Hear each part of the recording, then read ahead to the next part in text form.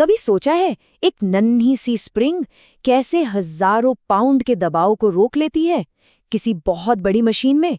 सुनने में नामुमकिन लगता है ना? खैर, आज हम इसी कमाल की इंजीनियरिंग के रहस्य को समझने वाले हैं। तो शुरुआत करते हैं एक पहेली से, एक ऐसी हाइड्रोलिक पहेली जो पहली बार सुनने पर तो फिजिक्स के नियमों को ही चुनौती देती हुई लगती है। और सवाल ये है कि 50 psi के लिए बना एक स्प्रिंग 900 psi से भी ज्यादा के सिस्टम प्रेशर को आखिर कैसे रोक सकता है? सोचिए जरा, 50 psi यानी पाउंड्स पर स्क्वायर इंच, जो प्रेशर की एक यूनिट है, उसकी ताकत वाला एक स्प्रिंग अपने से लगभग 18 गुना ज्यादा प्रेशर को थामे हुए है। ये कैसे हो सकता है? भाई, इसका जवाब इंजीनियरिंग के एक बहुत ही क्लेवर, बहुत ही स्मार्ट डिजाइन में छिपा है। तो इस गुत्थी को सुलझाने के लिए हमें दो तरह के हाइड्रोलिक रिलीफ वाल्व्स को समझना पड़ेगा। ये वाल्व्स होते हैं ये बड़ी बड़ी मशीनों जैसे कि एक्सकेवेटर्स या फिर फैक्ट्री की प्रेस मशीनें, उनकी सेफ्टी के लिए बहुत ज़रूरी होते हैं। तो एक तरफ है हमारा डायरेक्ट एक्टिंग वाल्व, जो कि कह लीजिए कि सीधा साधा तरीका है, और दूसरी तरफ है पायलट ऑपरेटेड वाल्व, जो है स्मार्ट तरीका। तो पहले ये समझते हैं कि इस स्मार्ट वाल्व की जरूरत ही क्यों पड़ी। इसके लिए हमें उस सरल वाले यानी डायरेक्ट एक्टिंग वाल्व की प्रॉब्लम को समझना होगा। आखिर उसमें दिक्कत क्या थी? देखिए, डायरेक्ट एक्टिंग वाल्व का फंडा एकदम सीधा है। ब्रूट फोर्स मतलब सीधी ताकत का खेल। इसमें बस एक बड़ा मजबूत स्प्रिंग होता है जो सीधी एक प्लंजर को दबाकर रखता है ताकि सिस्टम का प्रेशर लीक न हो। बस इतना ही, सिंपल। लेकिन इसी सिंपल डिजाइन में एक बहुत बड़ी प्रॉब्लम है, एक ऐसी प्रॉब्लम जो सीधे सीधे मशीन की परफॉर्मेंस को गिरा देती है। अब क्योंकि ये एक स्प्रिंग है, तो जैसे जैसे प्रेशर बढ़ता है ये धीरे धीरे दबता है। ये किसी लाइट स्विच की तरह ऑन ऑफ नहीं होता कि एक झटके में खुल गया।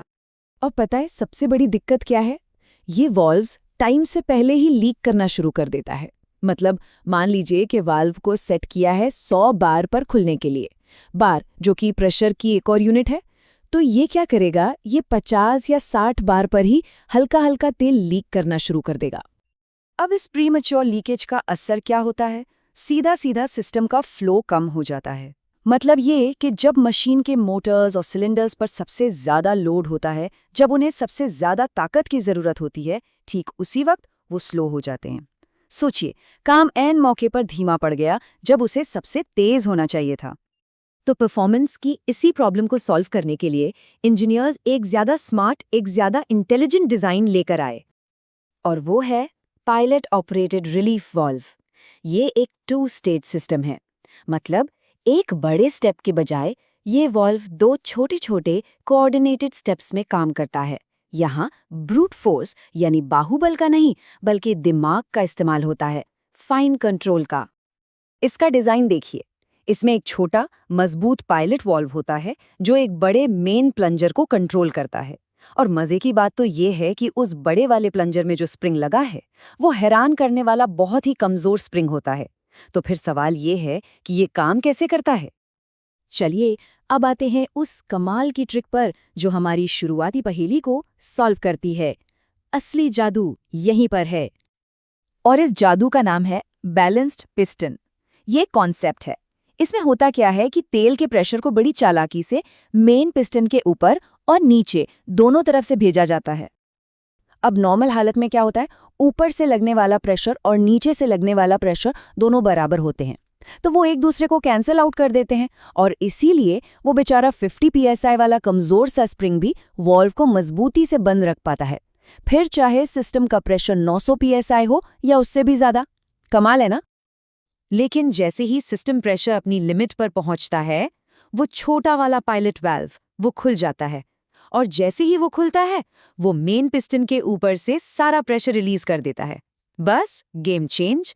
अचानक सारा बैलेंस बिगड़ जाता है और नीचे का हाई प्रेशर मेन वाल्व को धड़ाम से एक झटके में पूरा खोल देता है। अब इस क्लेवर डिजाइन का असली फायदा क्या है? मतलब रियल वर्ल्ड में इससे क्या मिलता है? क्योंकि ये सिर्फ एक टेक्निकल ट्रिक नहीं है, इसके फायदे बहुत बड़े हैं।